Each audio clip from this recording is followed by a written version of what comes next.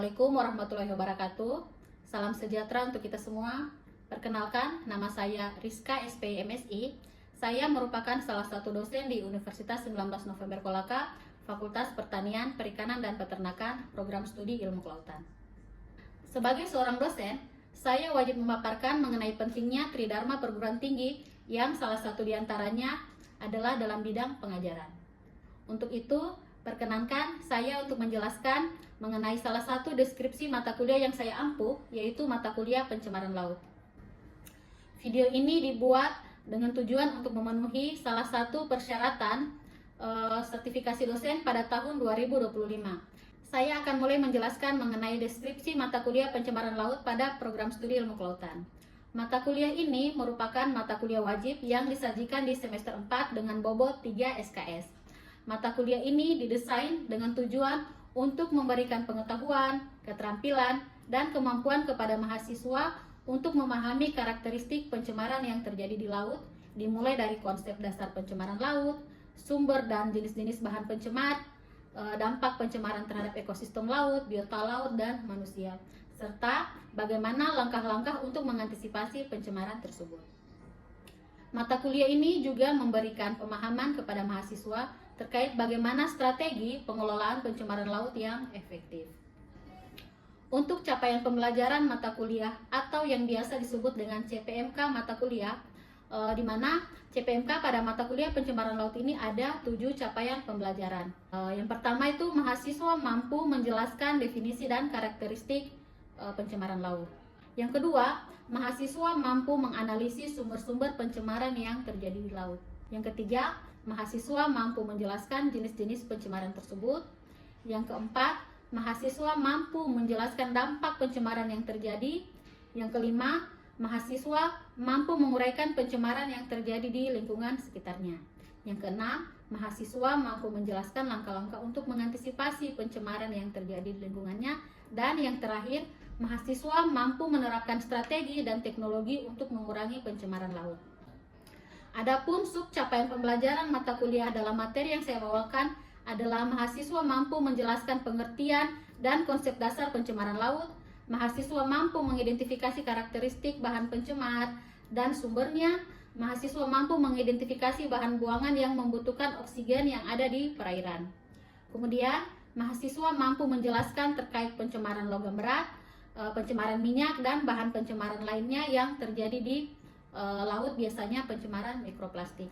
Mahasiswa mampu menjelaskan bahan organik dalam air limbah, mahasiswa mampu menerapkan kontrol polutan dalam bioteknologi, dan mahasiswa mampu menerapkan prinsip tracking filter dan rotasi filter, serta mahasiswa mampu menjelaskan proses anaerob dan degradasi limbah. Kemudian, untuk sistem pengajaran yang saya gunakan pada mata kuliah pencemaran laut adalah sistem DEI, yakni delivery, interaktif, dan asesmen. Pada aspek delivery, teknik pembelajaran yang saya lakukan adalah dengan metode ceramah, presentasi, serta pembelajaran tatap muka dengan tujuan untuk memastikan bahwa materi yang disampaikan dapat dipahami oleh mahasiswa secara efektif. Kemudian, pada tahap ini saya juga menggunakan textbook dan beberapa studi literatur kepustakaan untuk referensi utama dan referensi pendukung. Selain itu juga terdapat buku dan jurnal yang saya gunakan dalam pembelajaran ini, yaitu buku dari Clark itu yang terbit tahun 2021 tentang marine pollution, kemudian Metika et al. Tahun 2023 tentang coastal and marine pollution, serta buku pencemaran laut di mana saya merupakan salah satu penulisnya, serta beberapa artikel publikasi saya terkait pencemaran logam berat dan mikroplastik yang telah diterbitkan pada jurnal nasional terakreditasi. Itu juga saya jadikan sebagai literatur pendukung pada mata kuliah ini. Pada aspek interaktif yang saya lakukan pertama adalah biasanya saya menanyakan kabar mahasiswa. Kemudian saya biasanya melakukan apersepsi. Tujuannya untuk mengingat kembali materi yang sebelumnya sudah diajarkan. Kemudian saya juga menekankan interaksi kepada mahasiswa melalui forum diskusi dan tanya jawab, baik secara individu maupun kelompok, agar mahasiswa itu dapat berpartisipasi aktif dalam proses pembelajaran serta dapat saling berbagi pengalaman dan pengetahuan. Kemudian pada aspek asesmen, teknik pembelajaran yang saya gunakan adalah dengan memberikan tugas, kuis, dan ujian. Pada tahap asesmen, Saya juga menggunakan sistem lecture assessment, di mana seluruh penilaian bersumber dari dosen. Aspek penilaian dari saya itu meliputi kehadiran 15%, nilai harian, kuis dan diskusi 20%, ujian tengah semester 25%, ujian akhir semester 30%, dan nilai attitude 10%. Sehingga jika ditotalkan tuh menjadi 100%. Skor nilai akhir mata kuliah yang diperoleh akan dikonversi ke dalam nilai akhir berdasarkan skala nilai yang sudah ditetapkan oleh universitas, di mana skor nilai akhir 86 sampai 100 itu mendapatkan nilai A, 71 sampai 85 mendapatkan nilai B, 56 sampai 70 mendapatkan nilai C, 41 sampai 55 mendapatkan nilai D, dan 0 sampai 40 itu mendapatkan nilai E. Jadi mahasiswa yang memperoleh nilai D dan E itu dinyatakan tidak lulus. Untuk media pembelajaran, di sini yang saya gunakan dalam proses perkuliahan itu alat bantu berupa PowerPoint yang saya tampilkan pada proses pengajaran kuliah pencemaran laut. Selanjutnya, saya mohon izin menampilkan video pembelajaran mata kuliah pencemaran laut dengan metode tatap muka atau luring. Jadi mari kita simak bersama-sama dan selamat menyaksikan. Bismillahirrahmanirrahim. Assalamualaikum warahmatullahi wabarakatuh. Waalaikumsalam warahmatullahi wabarakatuh. Ya, selamat siang adik-adik. Siang, Bu. Bagaimana kabarnya siang hari ini? Baik. Oke, harap tetap semangat ya. Walaupun jam kuliah kita ini jam-jam siang ini biasanya jam-jam kritis. Biasanya itu sudah ada yang ngantuk, sudah ada yang lapar, tapi Ibu harap kalian tetap semangat untuk mengikuti perkuliahan dari Ibu ya. Untuk kuliah pada minggu ini mungkin agak berbeda ya dengan pertemuan kita minggu lalu. Karena untuk pada siang hari ini kita kuliahnya di lab ya, berhubung ruang kuliah kita lagi direnovasi. Bu harap tetap semangat ya walaupun ruang kuliah kita berbeda. Karena menuntut ilmu itu bisa kita lakukan di mana saja ya. Baik, sebelum kita mulai, karena kita akan belajar, jadi dimana belajar itu merupakan sesuatu yang baik, jadi harusnya kita awali juga dengan sesuatu yang baik. Jadi alangkah baiknya sebelum perkuliahan dimulai, kita berdoa dulu agar apa yang kita pelajari pada siang hari ini bisa bermanfaat ya. Oke, silakan kita berdoa masing-masing dulu menurut agama dan kepercayaan kita masing-masing ya. Selesai. Oke, kita mulai ya. Jadi pada pertemuan kali ini itu Ibu akan melanjutkan materi yang sudah disampaikan minggu lalu mengenai konsep pencemaran laut. Masih ada yang ingat tidak pembahasan kita minggu lalu terkait dengan pencemaran laut? Iya, silakan Melati. Kira-kira apa yang diingat terkait dengan materi kita minggu lalu terkait pencemaran? Banyak yang sampai di laut yang Iya, jadi Bu harap ingat-ingat ya materi yang lalu itu dibaca-baca lagi. Jadi memang salah satu indikator pencemaran di laut yang paling mudah kita kenal itu adalah sampah. Ya, sampah itu paling mudah kita kenali. Berbeda dengan pencemaran yang disebabkan entah itu logam berat ataupun mikroplastik, itu biasanya harus melalui proses analisis lebih lanjut. Kalau sampah di depan kita pun kita bisa tahu ini sampah. Oke? Oke, sebelum Ibu lanjut ke materi selanjutnya, Ibu akan tampilkan beberapa gambar. Jadi silakan kalian simak gambarnya. Bisa dikomentari kira-kira menurut kalian gambar itu mengindikasikan apa atau menggambarkan tentang apa, ilustrasi tentang apa ya. Kita lihat sama-sama gambarnya. Oke. Ada yang bisa memberikan gambaran tidak atau menjabarkan terkait gambar ini, kira-kira gambar apa sih? Oke, lingkungan yang tercemar. Kita lihat satu-satu ya dari gambar pertama. Ada yang bisa memberikan komentar gambar pertama ini tentang apa? tentang sungai yang tercemar. Oke, gambar pertama tentang sungai yang tercemar. Gambar kedua, iya katanya apa? Lebih sampahnya lebih padat. Iya, jadi banyak sampah. Gambar ketiga yang ujung, air yang keruh. Jadi salah satu indikator perairan yang sudah mulai tercemar itu biasanya banyak sampah dan ada perubahan warna di airnya. Bahkan ada beberapa perairan itu yang diselingi dengan bau yang kurang sedap. Ya. Gambar terakhir, gambar selanjutnya. Oke, air yang tercemar. Nah, gambar yang ini yang terakhir. Masih belum tercemar. Ya, perairan yang masih alami, yang belum tercemar. Jadi sekilas kalau kita lihat ternyata sangat jauh berbeda ya, perairan yang masih belum tercemar dan yang sudah tercemar. Oke, dari gambar ini kira-kira sudah ada yang bisa tarik kesimpulan tidak tentang sebenarnya apa sih pencemaran itu? Ayo, kita kan sudah lihat sama-sama ini. Oh, ternyata kalau perairan yang tercemar itu seperti ini, yang tidak tercemar itu seperti ini. Jelas perbedaannya. Nah, sekarang kita sudah bisa tarik kesimpulan. Oh, ternyata tercemar itu bagaimana? terjadi perubahan. Oke, perubahan warna, perubahan kondisi ya. Yang dulunya mungkin di situ banyak ekosistemnya menjadi tidak ada. Justru yang banyak kita temukan itu hanya sampah. Ya, jadi salah itu merupakan indikator perairan yang sudah mulai tercemar. Kemudian gambar selanjutnya. Akibat limbah pabrik yang Oke, ini merupakan gambar dari limbah-limbah. Oke, kita lihat gambar selanjutnya itu ikan. Ikan walaupun dia bersifat mobile ternyata juga bisa terkena dampak dari pencemaran.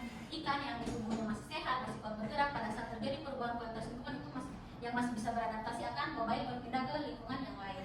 Tapi yang tidak bisa beradaptasi itu akan mengalami kematian massal. Oke, sampai situ bisa dipahami? Kita lanjut ya. Nah, sekarang kita lihat bahwa dari banyaknya gambar itu kita sudah bisa menarik kesimpulan sebenarnya pengertian pencemaran itu apa ya. Kita lihat yang pertama itu ternyata pengertian pencemaran ini sudah tertuang dalam Undang-Undang Nomor 23 Tahun 1990 bahwa pencemaran itu merupakan masuknya atau dimasukkannya makhluk hidup, zat, energi atau komponen lain ke dalam lingkungan ya. Jadi biasanya adanya pencemaran itu akan mengakibatkan terjadinya penurunan kualitas lingkungan. Kemudian menurut Permen Nomor 19 Tahun 1999 bahwa pengendalian pencemaran atau kerusakan laut adalah masuknya atau dimasukkannya makhluk hidup, zat, energi dan atau komponen lain ke dalam lingkungan laut oleh kegiatan manusia. Jadi di sini dijelaskan bahwa ternyata pencemaran itu disebabkan oleh kegiatan manusia, sehingga kualitasnya itu turun sampai ke tingkat tertentu yang menyebabkan lingkungan laut itu tidak lagi sesuai dengan baku mutu dan fungsinya. Jadi pada saat terjadi pencemaran, lingkungan itu tidak sesuai lagi dengan peruntukannya. Yang dulunya mungkin di lingkungan itu banyak organisme yang hidup atau banyak sumber daya yang bisa kita lihat, tapi dengan masuknya pencemaran itu bisa jadi tidak ada lagi sumber daya ataupun organisme yang bisa hidup di situ. Kemudian selanjutnya itu menurut Permen Nomor 82 Tahun 2021 bahwa pencemaran itu merupakan masuknya atau dimasukkannya makhluk hidup, zat, energi atau komponen lain ke dalam air oleh kegiatan manusia. Jadi ketiga permen ini sama-sama menjelaskan bahwa ternyata pencemaran itu memang diakibatkan oleh kegiatan manusia. Walaupun ada juga yang terjadi secara alami, tapi kalau kita bandingkan itu lebih besar yang diakibatkan oleh kegiatan manusia. Kita lanjut ya. Nah, kemudian sekarang kita lihat di sumber pencemaran perairan. Jadi sumber pencemaran perairan itu ada yang diakibatkan oleh aktivitas manusia dan dari alam itu sendiri. Dari gambar ini kita bisa lihat beberapa aktivitas manusia yang bisa menyebabkan terjadinya pencemaran. Kita lihat dari gambar pertama, ada yang bisa lihat tidak? Gambar pertama ini gambar apa? Oke, sampah yang diakibatkan oleh limbah domestik, limbah-limbah rumah tangga itu bisa mengakibatkan terjadinya pencemaran. Kemudian gambar kedua, kira-kira ini akibat aktivitas apa? limbah pabrik. Limbah pabriknya kegiatan perindustrian. Ini juga bisa menjadi sumber pencemaran perairan. Gambar ketiga, oke, pestisida. Ada yang tahu tidak apa itu pestisida? Atau digunakan di mana itu pestisida? Oke, ini yang kegiatan pertanian. Jadi limbah-limbah pertanian itu bisa mengakibatkan pencemaran. Karena kenapa? Biasanya kan orang melakukan kegiatan pertanian itu biasanya di daerah yang di situ ada aliran air kan. Nah, pada saat dia menggunakan pupuk atau pestisida, sisa-sisa pestisida itu tidak kemungkinan akan masuk ke dalam air itu, sehingga akan mengakibatkan juga kerusakan lingkungan. Ya. Kemudian berikutnya itu kita bisa lihat bahwa ternyata sumber pencemaran yang berikutnya itu akibat aktivitas pertambangan. Khusus kita di daerah Sulawesi sini, pencemaran itu sudah bukan hal yang aneh lagi, sudah banyak kita lihat, utamanya di wilayah pesisir. Kenapa? Karena ternyata kegiatan perindustrian itu paling banyak dilakukan di wilayah pesisir. Makanya kenapa paling gampang itu kita lihat pencemaran itu terjadi di wilayah pesisir. Apalagi pada saat musim hujan, itu biasanya itu warna perairan akan cepat berubah jadi keruh. Itu berarti salah satu indikator dia sudah mulai tercemar. Apalagi kalau di sepanjang wilayah itu banyak kegiatan perindustrian. Kita di daerah sini kan di Sulawesi Tenggara itu banyak kegiatan pertambangan. Salah satu yang lagi ngetren mungkin kalian juga itu pernah baca koran kegiatan perindustrian yang terjadi di daerah Konawe Utara ya. Itu kan lagi ngehits sekarang itu dibahas. Itu mengakibatkan perubahan lingkungan yang sangat parah. Salah satu dampaknya pada saat terjadi hujan itu mengakibatkan kebanjiran. Oke, sampai situ bisa dipahami? Oke. Kemudian Kemudian berikutnya itu akibat kegiatan eksplorasi. Eksplorasi misalnya kayak eksplorasi minyak, batu bara, mineral di tengah laut. Itu juga bisa menjadi salah satu sumber pencemaran perairan. Berikutnya itu sampah. Ya, sampah yang tidak dikelola dengan baik itu akan mencemari lingkungan. Bukan hanya di lingkungan air, di darat pun sampah itu paling mudah kita temui di perairan. Yang berikutnya itu kegiatan pariwisata yang tidak ramah lingkungan. Tahu tidak pariwisata yang tidak ramah lingkungan seperti apa? Membuang sampah sembarangan. Iya, lagi ceritanya ini mau jalan-jalan, mau rekreasi, tapi sambil membuang sampah di sembarang tempat. Itu berarti kegiatan pariwisata yang tidak ramah lingkungan. Oke, kita lanjut di materi selanjutnya terkait faktor-faktor yang mempengaruhi pencemaran laut. Ada banyak faktor yang mempengaruhi pencemaran, tapi kita fokusnya di pencemaran laut dulu ya. Yang paling utama, yang paling gampang kita lihat yang mempengaruhi pencemaran laut itu pembuangan limbah industri. Banyak limbah industri yang langsung dibuang ke aliran air di sungai. Itu secara tidak langsung akan mengakibatkan kerusakan lingkungan. Kenapa? Karena ternyata limbah-limbah industri itu banyak mengandung zat berbahaya. Itu kalau tidak dikelola dengan baik, organisme yang hidup di sepanjang wilayah perairan yang ada di situ pasti akan hilang, pasti akan mengalami kematian. Dan tidak hanya berdampak pada organisme, pada ekosistem yang lain pun pasti akan kena. Ya. Kemudian beberapa organisme yang hidup di perairan itu bersifat filter tidak mengabsorpsi bahan pencemar. Itu bisa terserap ke dalam tubuh organisme.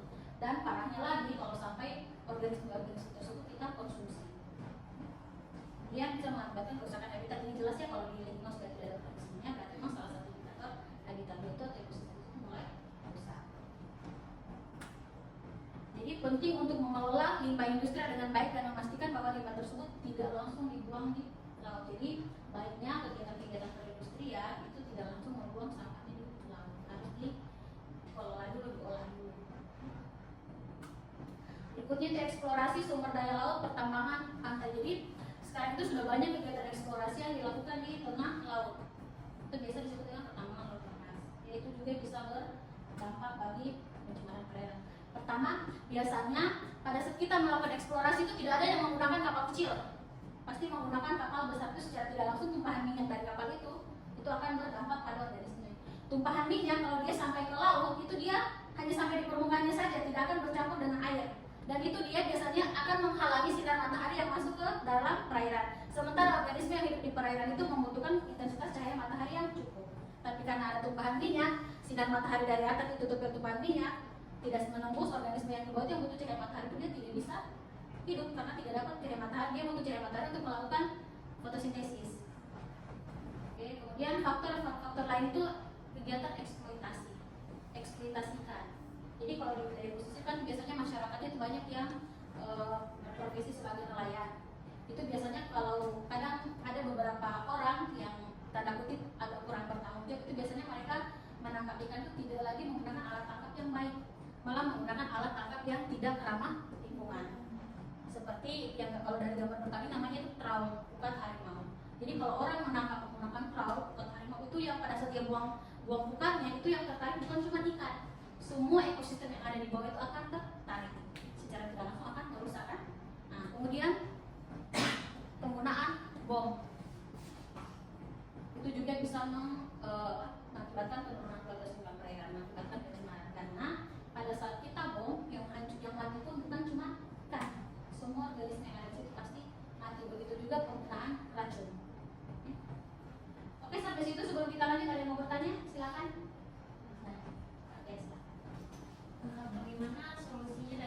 Bagaimana solusi dari pencemaran akibat limbah pabrik yang dibuang ke laut atau ke sungai? Oke, solusinya. Kira-kira sebelum ditanggapi, teman-teman ada yang bisa tanggapi tidak? Kira-kira solusinya bagaimana supaya limbahnya itu tidak masuk ke ke laut, limbah industri? Ya, sebenarnya itu ada di materi selanjutnya. Tadi kita jabarkan sedikitnya bahwa ternyata salah satu cara yang bisa kita lakukan untuk mengantisipasi pencemaran dari limbah industri itu pertama, jangan langsung dibuang di daerah aliran sungai. Nah, kalau tidak dibuang apa yang harus kita lakukan? Ya harus ada tempat penampungannya. Ya, jadi biasanya sampahnya itu diolah dulu, limbahnya itu diolah dulu, nanti sudah steril baru bisa dibuang ke laut. Seperti itu ya. Ada lagi? Silakan. Apa saja dampak atau penyakit yang disebabkan oleh air limbah pada ikan dan kerangkangan bila dikonsumsi oleh manusia? Ya, jadi pencemaran masuk ke dalam perairan itu kan dia akan terabsorpsi pada tubuh organisme. Ada namanya rantai makanan, proses makan memakan. Jadi pada saat pencemaran masuk ke dalam tubuh organisme yang mengabsorpsi bahan pencemar tersebut dan organisme yang tersebut dikonsumsi oleh manusia, itu pasti akan bahan pencemarnya juga itu akan terabsorpsi dalam tubuh kita manusia. Pada saat bahan pencemar masuk ke dalam tubuh kita, misalnya logam berat, itu kan pada saat tubuh kita terkena logam berat, kita tidak langsung merasakan saat itu juga dampaknya, akan perlahan-lahan. Kalau sampai kapasitasnya sudah tinggi, sudah tertumbuk sampai batas maksimalnya, nah kita pasti sudah mulai akan mengalami beberapa keluhan, misalnya sakit perut, atau mungkin keracunan, atau mungkin mual-mual, ya, jadi banyak dampak. Makanya jangan asal mengkonsumsi makanan. Kita cek dulu sumbernya dari mana, apalagi organisme yang bersifat mengabsorpsi. Kayak tadi kerang-kerangan, ya itu kita harus kalau mengkonsumsi pastikan dulu ini sumbernya diambil dari mana, jangan sampai diambil dari daerah yang situ sudah tercemar. Ya, ada lagi? Ya, silakan. Kan kalau di TPA itu ada yang sampai menumpuk cairan gitu. Apa yang menumpuk?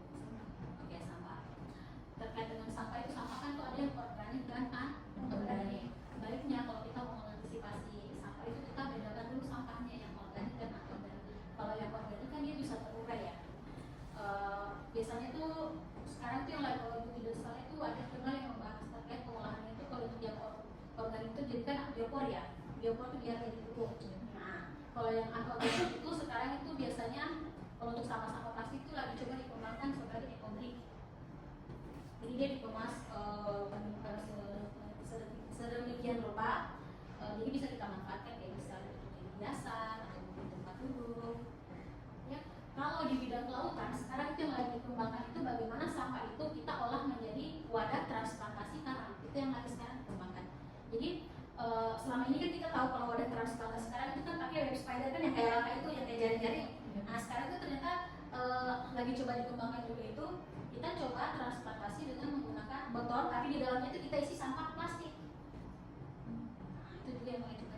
Jadi sebenarnya banyak hal yang bisa kita lakukan untuk mengantisipasi sampah ini. Hanya kan kembali ke individunya masing-masing. Ada lagi? Kalau tidak kita lanjut ya.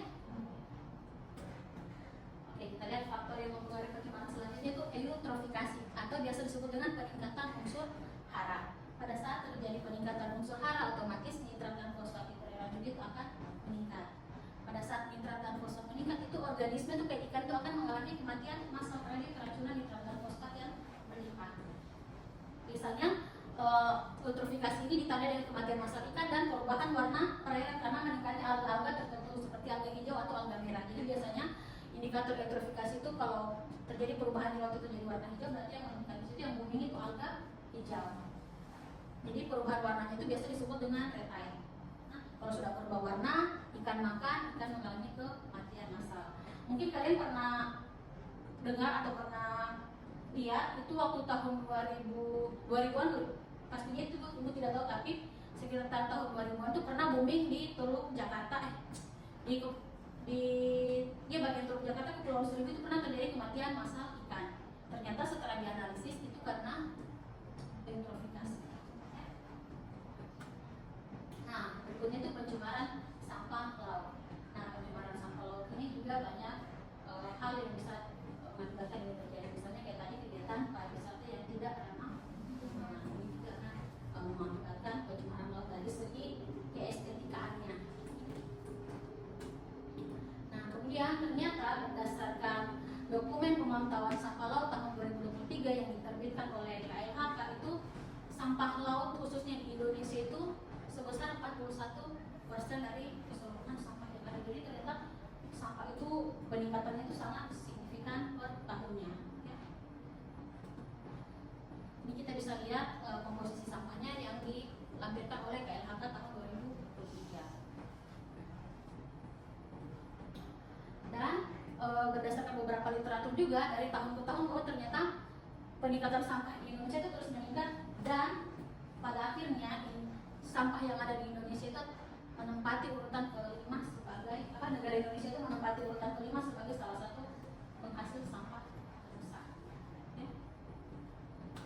Nah, ini ada salah satu literatur yang menurut ibu ini menarik. Kenapa? ada peneliti yang melakukan penelitian itu yang Purba et al. Itu dia meneliti tentang sampah.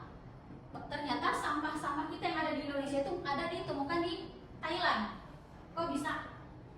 Padahal jarak itu lumayan jauh kan? Nah, ternyata salah satu indikatornya itu ternyata sampah itu, utamanya sampah plastik itu memang tidak bisa apa? Ya, tidak bisa terurai. Kemudian sampah kalau sudah masuk ke laut itu kan biasanya mengikut saja ke arah arus kemana. Jadi itulah yang menyebabkan sampah itu tersebar. Makanya jangan suka membuang sampah di sembarang tempat, apalagi sampah plastik karena dia tidak mudah terurai.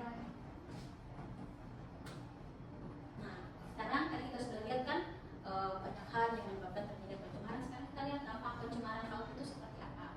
Jadi secara umum tadi sudah sempat dibahas sedikit, itu bisa mengakibatkan kehidupan biota laut itu terganggu.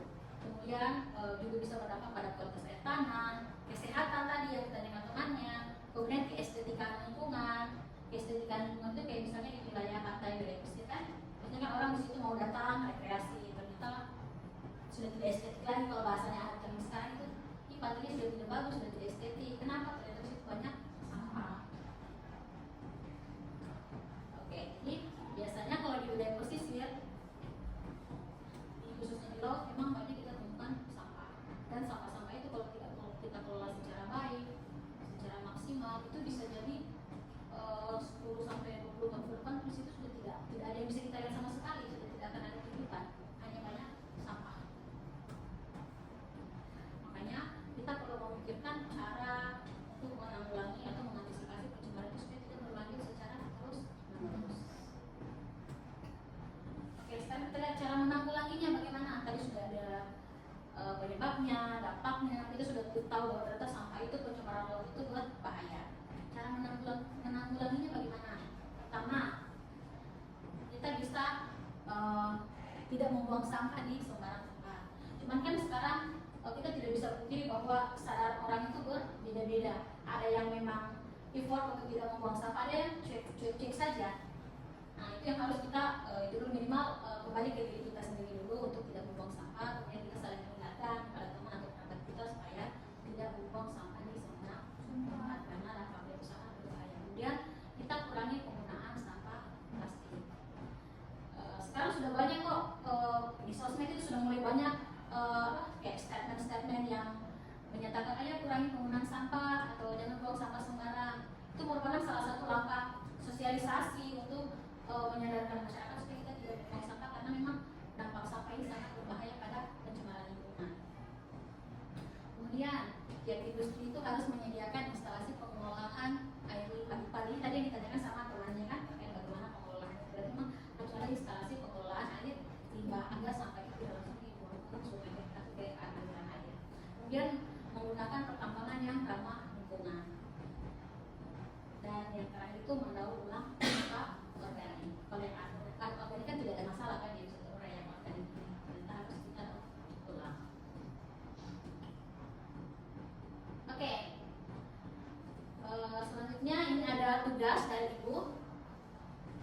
Silakan dilihat dulu tugasnya. Ada yang menanyakan tentang tugasnya? Oke, kalau tidak ada, ini tugas silakan dikerjakan nanti minggu depan. Insya Allah sebelum masuk kita bahas dulu tugasnya. Ya, jadi sebelum mulai program kita bahas dulu tugasnya bagaimana. Jadi silakan tugasnya dibuat, ditulis tangan boleh, diketik juga boleh. Nanti kemudian kita bahas lagi sama-sama minggu depan sebelum masuk ke topik selanjutnya. Oke ya, masih ada yang mau ditanyakan? Oke, kalau tidak ada berarti materi kita hari ini cukup ya? Ya, Bu. Cukup, insya Allah kita lanjut lagi minggu depan. Oke, sebelum kita akhiri jangan lupa absennya diisi ya di sakinya masing-masing. Ya, Bu. Oke, Bu Kira sekian ya. Semangat terus ya kuliahnya ya.